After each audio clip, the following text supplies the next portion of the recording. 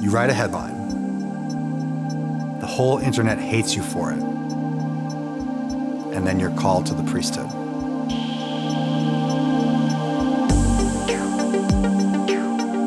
I went to Catholic high school. As with most Catholic all-guys high schools, they bring a priest in to give a vocations talk, and this is so not my thing, and I'm 15, and I heard very clearly, Anthony, you will be a priest someday.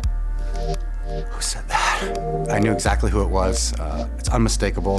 As much as I tried to push the voice away, I always remembered what was said to me that day.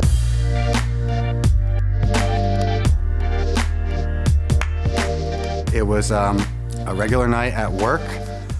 Jeremy Lin was the talk of the sports world. At 2:30 in the morning, I chose the headline "Chink in the Armor," referencing a loss that the Knicks had while Jeremy Lin was starting for them. I did not foresee the potential racial connection to that headline. I got up from my desk and I went to the bathroom and I just threw up. I released a statement on Twitter. I take responsibility for this. If you have something to want to say, I'm not afraid. I can dialogue about that. Hundreds and hundreds and hundreds of emails, most of them just horrific.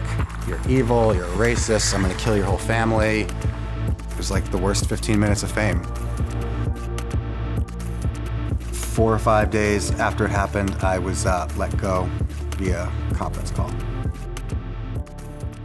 Since I was fired and had nothing to do, I started going to the church in the afternoon, just me in the tabernacle, the Blessed Sacrament, and I would just kneel in front of that saying, what the hell?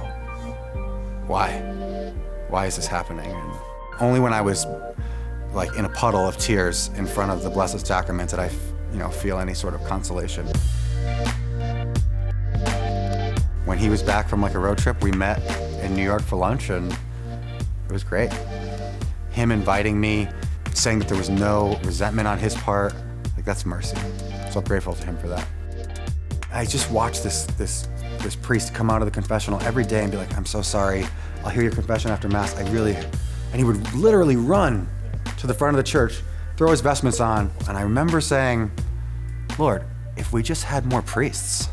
Oh, I get it.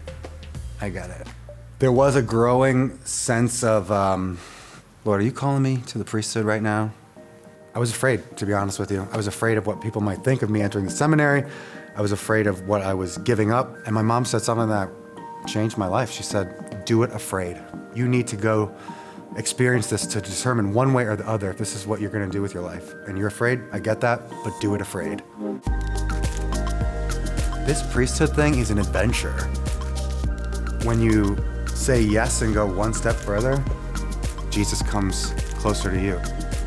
Words can be tremendously destructive when they're not used carefully, but look at all the ways that a kind word can change someone's life. I'm so close to being ordained, and I just want to get in the game so badly, and I am ready to rock. I pray that the Lord's will is for me to be ordained to the diaconate and eventually to the priesthood, and put me in, coach.